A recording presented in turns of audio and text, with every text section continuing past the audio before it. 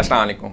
कानों से रेशा का निकलना, जिसको हम ईयर डिस्चार्ज कहते हैं और मेडिकल की टर्म में इसको ओटोरिया भी कहा जाता है, इसके बारे में आज हम बात करेंगे कि इसकी वजूहात क्या होती हैं और इसका ट्रीटमेंट कैसे किया जा सकता है। कानों में से जो रेशा निकलता है उसकी अगर बड़ी वजूहात की बात करें तो उसमें सबसे बड़ी वजह तो बैक्टीरियल या वायरल इन्फेक्शन हो सकती है।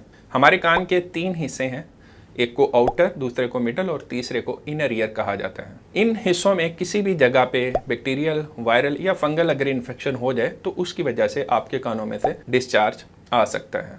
दूसरी वजह स्विमर्स ईयर्स हो सकती है। आप स्विमिंग के लिए जाते हैं या इवन समटाइम्स आप नॉर्मली नहा रहे होते हैं तो आपके कान के अंदर पानी चला जाता है। कुछ लोगों की जो ईयर कैनाल है, कान का जो स्ट्रक्चर है वो इस तरह का होता है कि वो पानी आसानी से बाहर नहीं निकलता। वो पानी आपके कान के अंदर जमा हो जाता है और फिर उसके अंदर बैक्टीरिया, वायरस या फंगस वगैरह की ग्रोथ हो जाती है और उससे भी फिर आपके कान की इन्फेक्शन हो सकती है।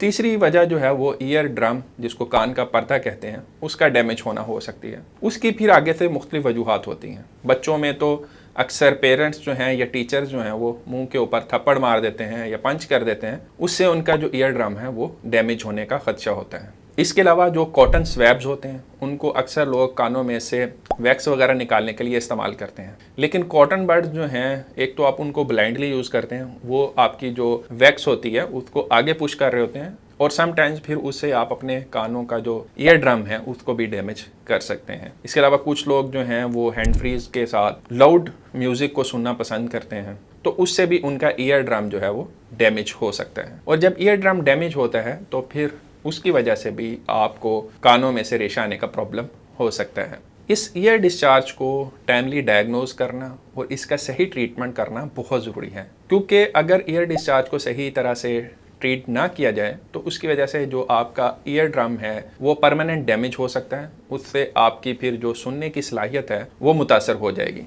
इसके अलावा यहाँ से अगर ईयर ड्रम के अंदर होल हो जाता है तो इन्फेक्शन आपके दिमाग तक भी जा सकती है, जिससे फिर ब्रेन एब्सेस हो सकती है, या जो दिमाग की झिल्लियाँ हैं जिनको हम मेनिंजेस कहते हैं उनकी इन्फेक्शन हो सकती है और इसको मेनिंजाइटिस कहा जाता है। तो इसलिए बहुत ज़रूरी है कि अगर किसी को कान का इन्फेक्शन हो जाता है तो उसकी टाइमली तशख़ीस की जाए और उसका सही इलाज किया जाए। अगर इलाज की बात करें तो आपको पता चल ही गया होगा कि मोस्टली जो कॉजेज़ हैं कानों में इन्फेक्शन की वो प्रिवेंटेबल हैं, यानी इनसे आप अपने आप को बचा सकते हैं। जैसे कि अगर आप हैंड फ्रीज का इस्तेमाल करते हैं तो जो वॉल्यूम है उसको आप स्लो या मीडियम पे रखें, उसको फुल हाई पे ना रखें।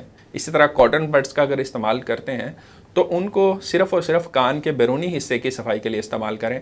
कान के अंदर कभी भी कॉटन बड्स का इस्तेमाल ना करें, क्योंकि कॉटन बड्स जो हैं वो कानों के अंदरूनी हिस्से की सफाई के लिए नहीं बनाई गई, क्योंकि एक तो इससे आप ईयर वैक्स को आगे पुश कर रहे हैं और अपने कान के पर्दे को भी डैमेज कर सकते हैं। इसी तरह ही बच्चों के साथ कभी भी उन्हें फिज़िकल पनिशमेंट ना दें, क्योंकि आपकी छोटी सी गलती से आपके जो बच्चे हैं वो हमेशा के लिए समाज से महरूम हो सकते हैं।